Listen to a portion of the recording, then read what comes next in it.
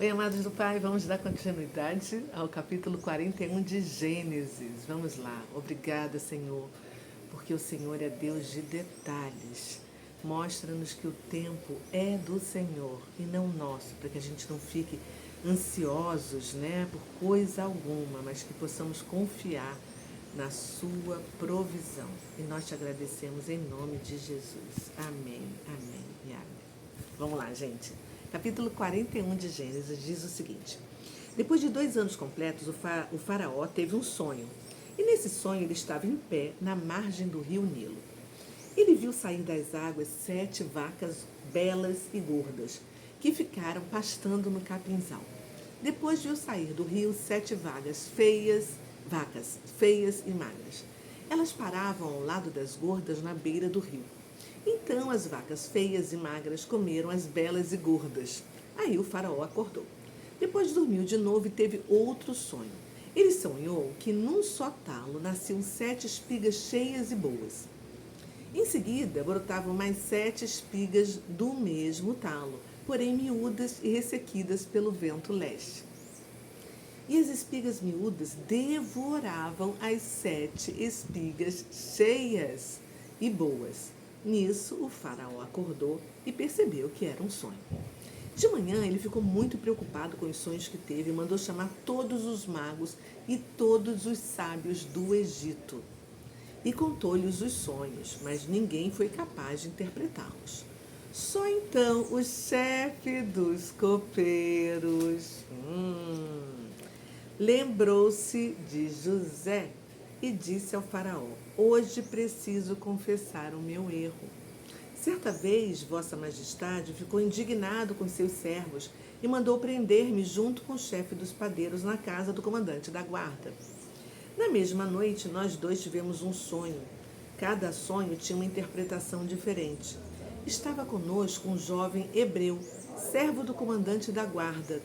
Contamos a ele os nossos sonhos e ele interpretou cada um dos sonhos. E aconteceu exatamente conforme a sua interpretação. Eu voltei para o meu cargo e o outro foi pendurado num poste. Então o faraó mandou buscar José, que foi tirado às pressas do calabouço. José fez a barba, trocou de roupa e se apresentou ao faraó.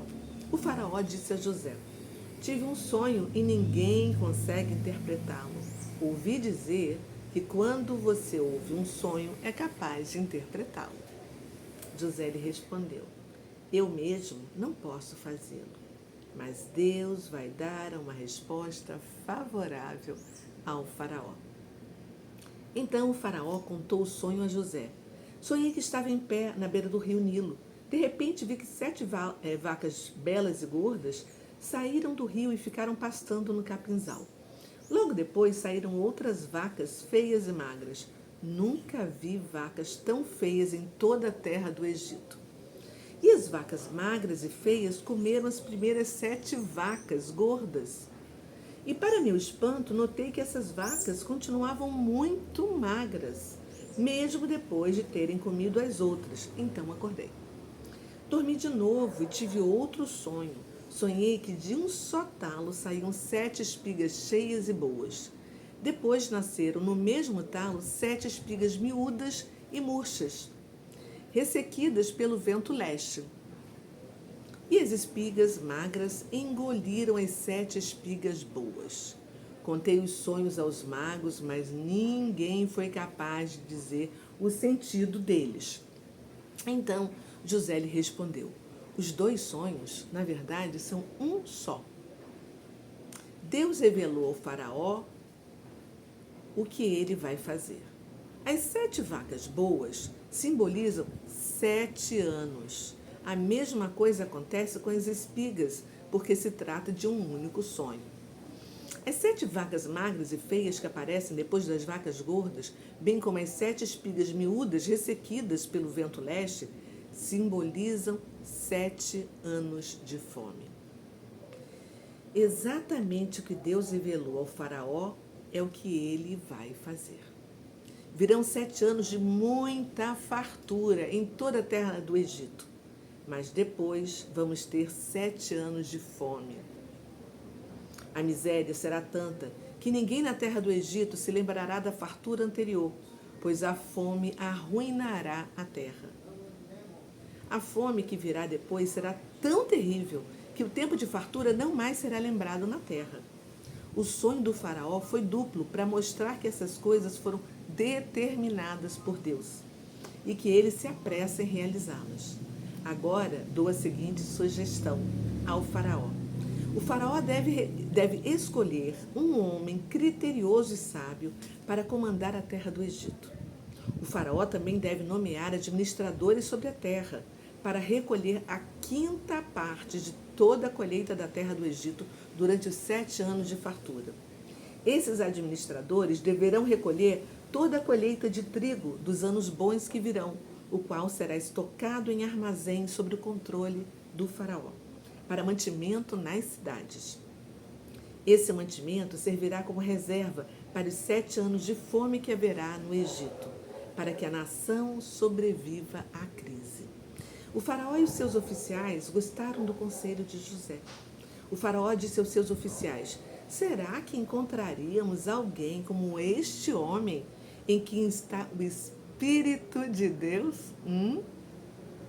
Em seguida, o faraó disse a José: visto que Deus lhe fez saber todas estas coisas, não há ninguém tão criterioso e sábio como você. Por isso você será o administrador da minha casa, e todo o meu povo obedecerá às suas ordens. Somente em relação ao trono real serei maior do que você. E acrescentou: dou autoridade a você sobre toda a terra do Egito. Em seguida, o faraó tirou do seu dedo o seu anel com o selo real e colocou no dedo de José. Mandou vestir nele roupas de linho fino e colocou um colar de ouro ao redor do seu pescoço, como era de costume entre os homens. Opa, peraí.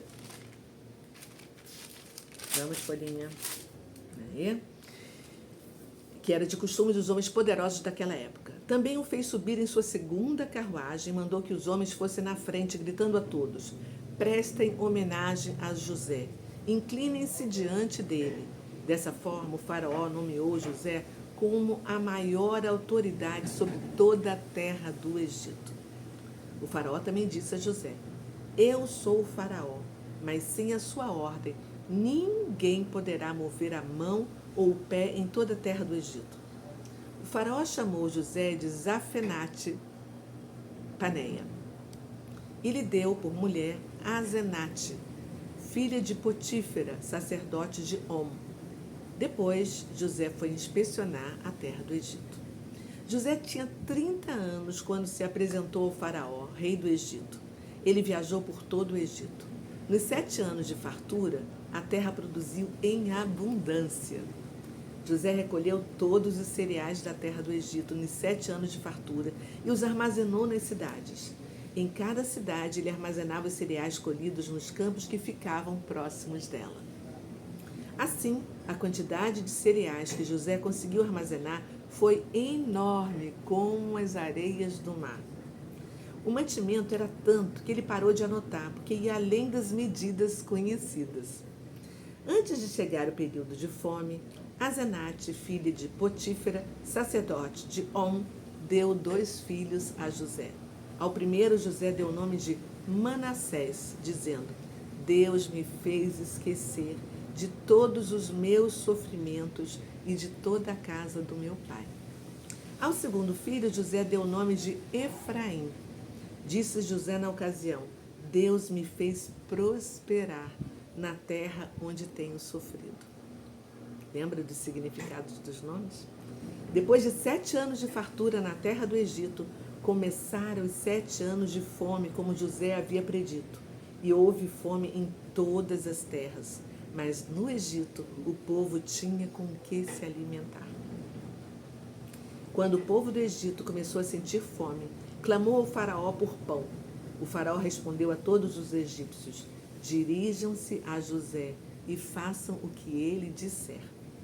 Quando a fome se estendeu por toda a terra, José mandou abrir os armazéns e começou a vender cereais aos egípcios. Além disso, vinha gente de muitos lugares do Egito para comprar de José, porque a fome atingiu o menor guerreiro fiel. Uau! Incrível, né? A gente está lendo nessa Bíblia viva aqui e vamos continuar lendo essa Bíblia, tá?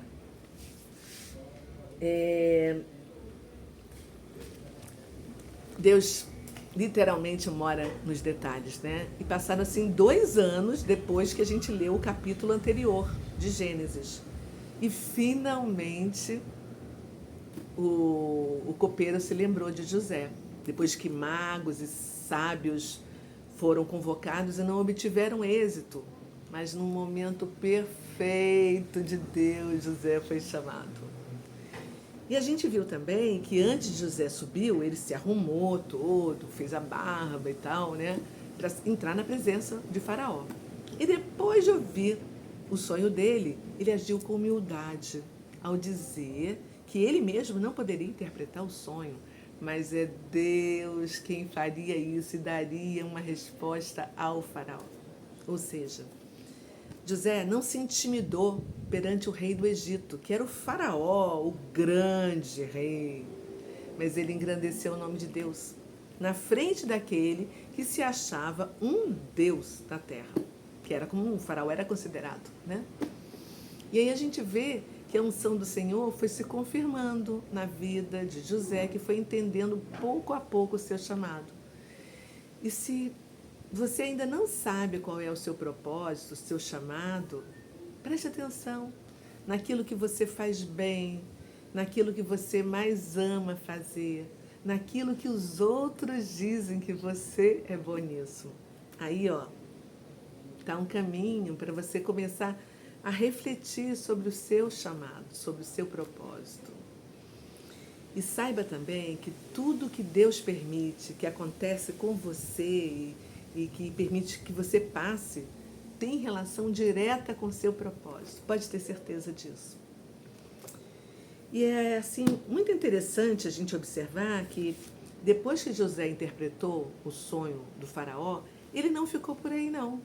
Ele apresentou soluções com um plano para garantir o sucesso do Egito, que era uma nação próspera, né?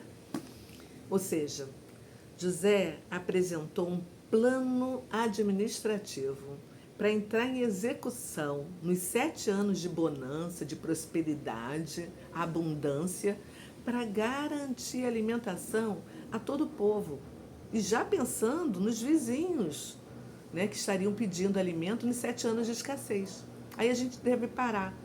Será que a gente está agindo como José também? Oferecendo over delivery? Será que a gente oferece mais do que a gente se compromete a fazer? Ou do que pedem a gente? Mais do que esperam de nós? Foi o que José fez. Então são essas lições que fazem toda a diferença na Bíblia quando a gente busca a sabedoria do Senhor, né? A gente busca muitas respostas, mas somente o Senhor pode nos dar. E nós precisamos aprender mais com Deus, porque os planos dele são perfeitos. Olha só, gente, José passou 13 anos sendo lapidado por Deus, né? Para chegar ao momento do Senhor e não o nosso momento. E quando, através do convite do Faraó, ele simplesmente passou de um momento para outro, de um hebreu escravo, prisioneiro, para o segundo homem mais importante do Egito, com a autoridade dada pelo Faraó.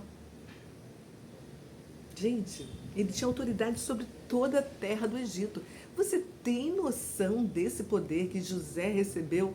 Estava acima do poder do Potifar, da mulher de Potifar, que tinha sido o Senhor que comprou ele dos mercadores ismaelitas. José recebeu o nome egípcio e também ganhou uma mulher, filha de um sacerdote, que lhe deu 2 filhos, que em breve a gente vai ver que eles vão ser adotados por Jacó e vão fazer parte, no lugar de José, das 12 tribos de Israel, porque apesar de filho, José não faz parte das tribos, né? Então, Cada um de nós tem um tempo perfeito para cumprir o nosso chamado com excelência. No dia que você entender que você foi chamado para resolver um problema específico no mundo e existe um tempo certo, você precisa passar por um processo e depois usar os seus dons, seus talentos, que são só seus, de mais de ninguém. E eles são ferramentas para você atingir o seu propósito, que também é só seu. Aí sabe o que vai acontecer com a sua vida? Vai ficar leve. Você não vai mais sentir aquele peso na sua vida. Pensa nisso. Você já sabe que tipo de problema você veio resolver? Qual é o seu propósito? Outra coisa que a gente vê nesse capítulo é que a gente não precisa ficar dizendo, eu sou cristã, eu faço isso, eu sou aquilo, porque quando você estiver pronto, até os ímpios vão saber que você serve a Deus e vão querer estar do seu lado, querendo fazer negócios com você, porque vão descobrir que você tem propriedade para fazer aquilo que eles precisam, porque a excelência vai te acompanhar. As pessoas vão indicar você. Você não precisa divulgar, fazer trabalho, sabe? Marketing. Não. E você não precisa estar com a sua família, com seus amigos do seu lado, porque os outros vão ver que você tem um Deus que cuida de você. Isso basta. Olha José, ele não tinha ninguém ao lado dele, mas ele foi suficiente, porque Deus estava com ele. Todos podem esquecer de você, mas Deus diz, eu jamais esquecerei de ti. Pensa nisso, tenha certeza disso no seu coração e você vai ver o que vai acontecer na sua vida. É isso aí. Amanhã tem mais. Continuidade, essa é uma história fantástica. Olha só como Deus nos deixa todas essas histórias, essas narrativas para construir a identidade de um povo, a nossa identidade. Isso é fantástico, gente. Isso não tem preço, isso tem muito valor. Vamos continuar lendo a Bíblia dia a dia. Te espero amanhã. Se você curtiu, deixa o seu like e compartilha com quem você ama, tá bom? Beijo, fui, tchau.